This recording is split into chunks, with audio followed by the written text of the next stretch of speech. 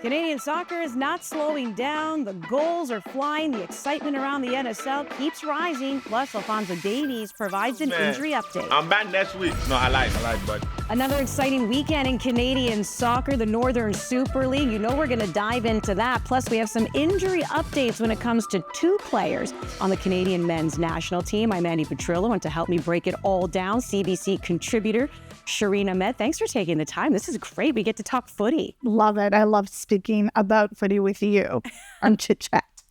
We do it off camera. Now we're going to do it on camera. We're going to dive right into it because Moise Bombito has been playing with a broken wrist. Now it sounds like he is going to have surgery to repair it.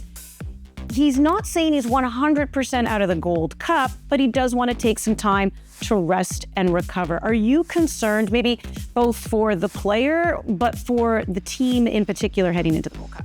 So I'll start with the team. Yeah, I think that he's a fullback, but he's a playmaker. He's got the tenacity. His most recent stats, he plays for Nice in Ligue 1 in France. They play Devance. So his stats from that actual match are really incredible. It was a man of the match performance, over 70 passes, which is a 95% pass completion rate, won 4 to 5 aerial attacks or ground attacks. He just really proves his stuff. That is the kind of thing that Jesse Marsch needs for the Canadian men's team.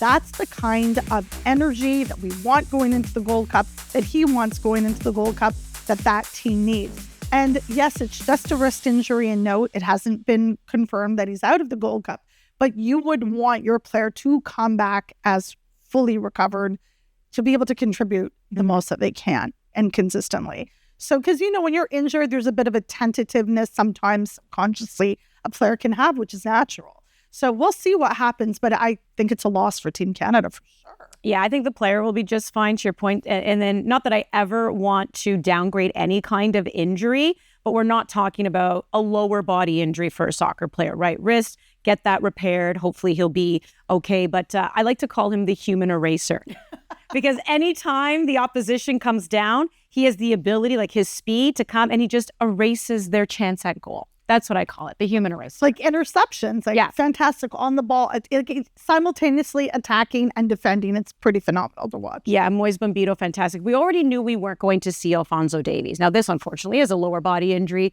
It's an ACL. We know that the recovery takes a long time. Obviously, he's in incredible shape. We'll have incredible people around him. His recovery, compared to yours and mine, who have both had ACL injuries, is going to be completely different.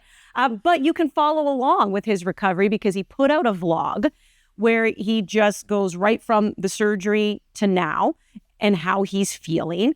What do you make of just, putting, well, first of all, why don't we hear a clip from that? It's about 18 minutes long. Here's a clip from Alphonso Davies giving us an update on his injury.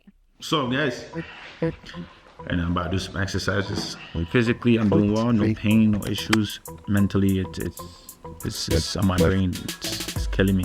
Trying to stay positive every single day, and every time I get the opportunity to work, to move, to help the knee get better, 100%, I dive in it with 100% confidence, 100% energy. Ciao, ciao, bella, ciao, bello, ora. So Alphonso with a smile on his face, because if you go through that whole kind of timeline, right, he's in a lot of pain. He admits it, pain, boredom. Then he's all excited that he can lift his leg and he's feeling good. What is that exciting for you as a fan to be able to just see his progress? Okay, so as a fan, I like the fact he's speaking to community members. As a professor of journalism and media production, I have a lot of suggestions and feedback on the camera angle. As a journalist, I'm interested to watch his commentary. He talks about the emotional toll. He talks about having a breakdown. I love the fact that he's being so vulnerable and speaking to people. However, I do think that getting some editing might have been helpful. Like I said, camera angles wise, it was a pretty long vlog. And again, that speaks to the situation he's in. He talked about piano. He really lets viewers in to what he's doing. Yeah. He's talking about learning Italian. He's talking about piano was I actually have follow-up questions. What pieces are you learning? Okay. That kind of stuff. But I also think that in his own recovery, this will be something interesting for him to document. I don't know if I told you this, my ACL recovery, I kept a Tumblr blog.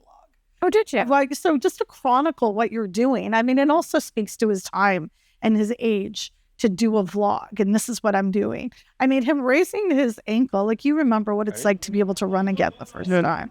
And it feels like you won the World Cup. So those little victories are probably mentally, this is me and my expertise in sports psychology, he's talking, but to be able to have those little victories, and I think that's what he's trying to share. Well, and it's a bit humbling too, right? And that's why I brought that up, because there's that one where he's like, listen, I couldn't even bend my knee like a week ago. And he was all excited that he could just do this. Yeah. But my goodness, right? Like, your heart breaks a little bit too. Yeah. But I do want to address the elephant in the room, because I have to admit that even when I tuned in for 18 minutes of this vlog, I did wonder if there was going to be any kind of commentary on what is going on in the ongoing battle with his club, Bayern Munich, and Canada Soccer, because we haven't heard him address it yet. Do you want him to say something about that? Because the agent has been very vocal, Bayern's been very vocal, Canada Soccer has had to put out a statement on it. He's the only one we have to try. Okay, so I absolutely want him to put out a statement. I mean, there's not an inch of me that's not interested in hearing him say. Do I know realistically he probably won't be able to do that 100%? Now, because there's restrictions about what he can say, obviously. I think that the whole situation, and I had a little commentary piece up on CBC Sports about this issue, it's uncomfortable for him for sure. You sort of feel like you're a kid and your parents are fighting with each other. Mm-hmm. Like, he's probably not allowed to say anything from either, although his agent has been very vocal, but he himself hasn't said anything. Yeah. And as he's recovering, to have this hanging over his head as well. I mean, I have not seen this happen. I can't remember when a club has sued a country for this. I said this already. Threatened To sue. It's soccer. It's not basket weaving. People get hurt. And to blame that particular thing or one incident or one approach to something, like you didn't move fast enough to do this, it's all like conjecture and hearsay. I don't know. I will find this and I will be following this story because I think it's very interesting. Could set a crazy precedent. Yeah, and we do know, right, Canada Soccer's Kevin Blue wanted to have an in-person meeting. Bayern said no point until you provide documentation on the steps that you took medically to ensure that there was, this could have been avoided possibly, right? So they want that documentation. Then they'll meet. To your point, with the threat of, any kind of legal action, I'm sure the player has been, told to stay mum. My concern now are the teammates, because the teammates are probably sitting there going, this is our captain. Mm-hmm. Like, are things okay here? What is going on? Are you okay with our coach? We got a World Cup. If you talk to any of these players, it's all about doing this and that for the World Cup, preparing this and that for the World Cup, figuring this and that out for the World Cup. It's all about the World Cup. Yeah. Your captain cannot be fighting with the manager for the World Cup. No, right? Of course. And it creates, to avoid discord in the change room. And like you said, however, there's been commentary on this. This is a tight group of players for Canada. They're dedicated. We've seen an energy and a synergy we haven't seen in a long time. But also, interestingly, that, like you said, the captain and the manager, what does that look like? How will that impact the relationships with the other people in the change room? So we'll be watching. Oh, we'll be watching, just like we've been watching NSL this weekend. Montreal Roses hosted their inaugural home match. They delivered, come from behind win over Ottawa. Tanya Boychuk, backflip, former diver, spatial awareness. Doesn't surprise me that she can do that. What did you make of that game? I loved it for Montreal. The Stade Boreal, full with fans, the community, they love it. Roses look fantastic. I mean, I'm currently obsessed with Latif Abdou's passes, crosses, Boychuk finishing. Mm-hmm. I just think that it's such a momentous occasion, and I appreciate the way Montreal is soaking it all up. We've seen communities across Canada and the NSL respond with joy and happiness and really interested in the football. And that's something that I want to talk about here. It's not just the context storylines, it's the actual football for me. There's bangers. We're seeing set pieces that are fantastic. We're seeing chemistry on the pitch. We're seeing it roll out the way that we've always wanted it to. So let's take a minute to appreciate. How important is a player, and I know it's still early on, but we as media members gravitate towards the big personalities, the people who can sell the game. Mm-hmm. So when you look at somebody like a Tanya Boychuk, Mm-hmm. I mean, we've already had her on this show. She was fantastic. I even loved how she was like, listen, Desi Scott, amazing what she's been able to do. I'm gonna go down and take her down, right? Like, it was just fun. Like, the interview was fun. And then she goes out, scores another goal, does the backflips. How crucial is a personality like that in being able to sell the game, to sell the league? We're still learning more about players as they come. I mean, the first goal ever from the NSL is one of everyone's faves, Quinny, and their, connection to the city, to Canada, to be able to score first off a converted pen off the league. That kind of thing is really important. And then you have who are initially lesser known players like the Megan Sauvé, like the Tanya Boychucks of, Roses.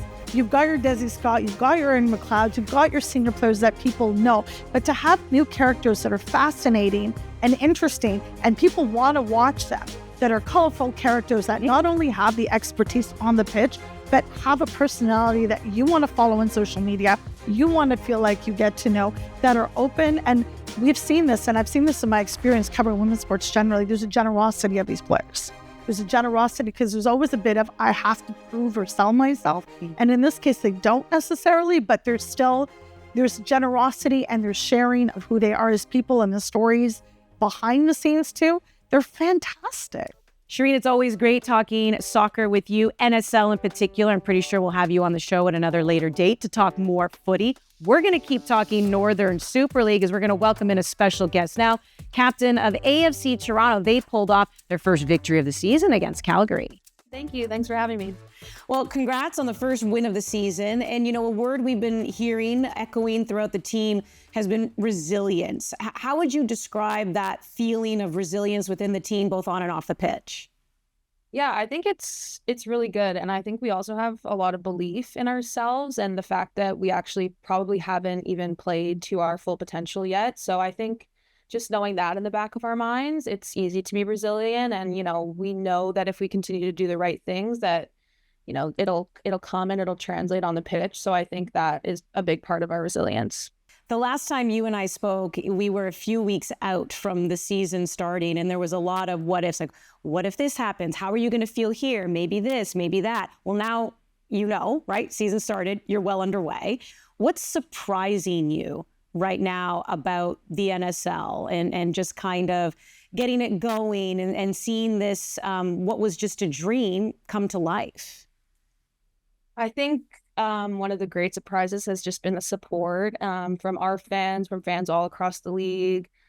Seeing Montreal play in the first ever women's stadium, that's very cool. So I think all of the support has been amazing. I think we knew the quality was going to be really good. We knew it wasn't going to be straightforward and easy. We talked about that as a team after our first two games. We knew that we weren't going to go undefeated in the season. That's a bit unrealistic. So weathering the storm of some defeats, that's going to happen at times in your season. And I think I have not been surprised by our team's resilience, and hopefully we can continue that. Is there any message that you'd like to give to the Toronto fans, right? They've been showing up, as you said. And is there anything you'd like to say to them? I would just say a massive thank you. Thank you so much for the support. You were out here in great numbers. It was pouring rain at our last game, and you still showed up for us. So thank you. We'll get you some more wins. We're on the right trajectory now. So thank you. Awesome. Emma Regan, great having you on the show. Thank you.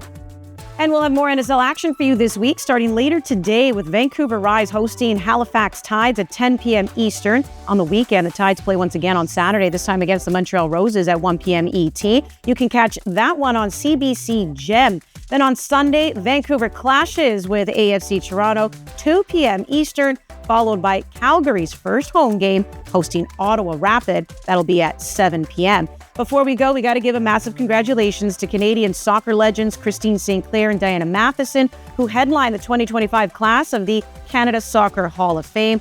What a fitting honor for two game changers on and off the pitch. Thanks for joining us today. We'll see you next week as we break down all the biggest storylines in Canadian soccer.